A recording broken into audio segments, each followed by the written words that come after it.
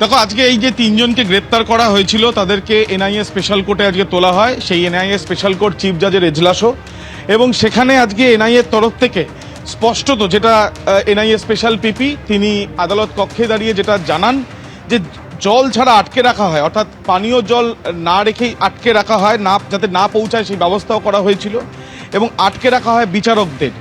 বিচারকরা আক্রান্ত হন এবং তদন্তের স্বার্থে এই তিনজনকে গ্রেপ্তার করা হয়েছে, তাদের ইনভলভমেন্ট পাওয়া গিয়েছে।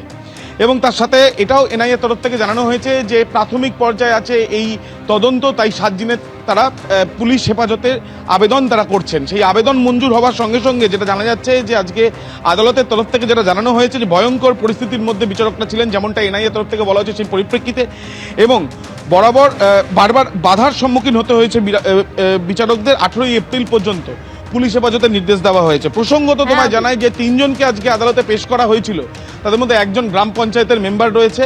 তারা কিছু বলতে চান কিনা সেটাও কিন্তু বলা হয়েছে, এবং সেখানে গোলাম রাব্বানি আদালত কক্ষে দাঁড়িয়ে সে জানায় যে সে জিপি মেম্বার, গ্রাম থেকে তাকে 12টা থেকে 2টো পর্যন্ত সে অ্যাজিটেশনেই ছিল, এবং তারপরে গ্রাম থেকে তাকে বলা হয় যে বিএলও তাকে বলেছেন ওখানে যাওয়ার জন্য, মাইকে ঘোষণা করা হচ্ছে বিচারক তার সাথে কথা বলতে চান, এবং তারপর তিনি গিয়েছিলেন।